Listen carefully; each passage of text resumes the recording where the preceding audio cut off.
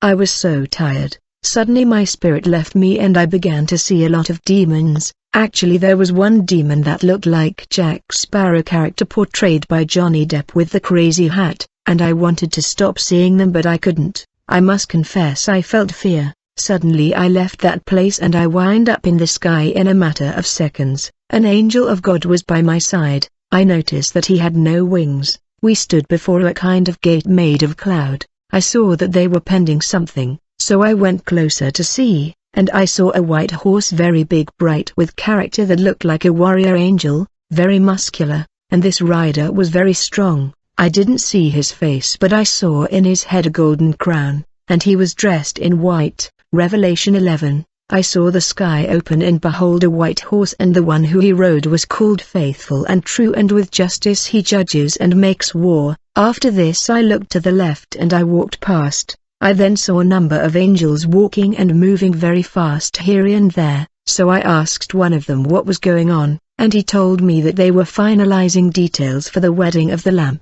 I started walking in that place and I came across a very long table with some white tablecloths, and I went over to touch them. It was a very fine material, something I've never seen nor touched before. That tablecloth was something majestic. I saw an angel approaching to adorn it and had in his hands a flower of a color I don't recognize on earth, and its root it was glowing. Then I started to hear the clock sound of tick-tock. Let us rejoice and be glad and give him the glory, for the marriage of the Lamb has come, and his bride has made herself ready. And suddenly the Lord Jesus appeared and he was by my side. I couldn't see his face because of radiance, but he spoke to me and he told me, "Daughter, time is running out, I will be back soon." I told him, "Sir, at the beginning of this vision I saw many demons." To that question he answered me, "This was the army of fallen angels that Satan has reserved. They are coming, they will come, but they will not attack everyone, they will come to attack uniquely my church." And then he told me, "My daughter, come and see,"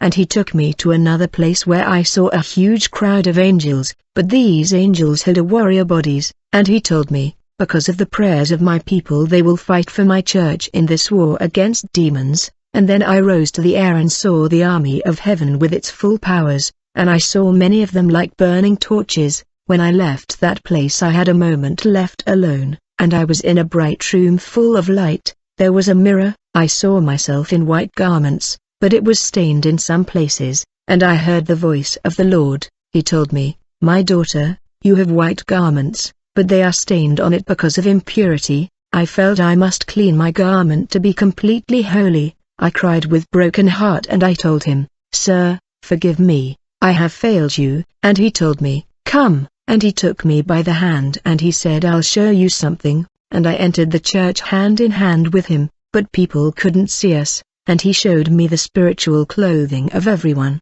It was terrible to see how much their clothing was stained like mine. And then I saw a principality, who had woman's face, and her hair was like smoke that was between blue and gray, and she had a hole in her sides of the face where smoke was coming from, and her body was just like a veil of smoke, and she was so big that she covered the whole church. I then asked the Lord, "What is this?" He told me, "Daughter, she is the principality of lie, that it will come to attack my people, and because of her, many will move away from sound doctrine and go to follow doctrine of demons, and many will leave their church as they cannot bear the true." I told him, "Sir, why is this principality allowed to do this?" He told me, "Daughter, it is imperative that this happen because it is necessary before my coming to separate the wheat from the tares." His winnowing fan is in his hand, and he will thoroughly purge his floor and will gather the wheat into his garner, but the chaff he will burn with fire unquenchable. Whoever has a firm heart will be spared,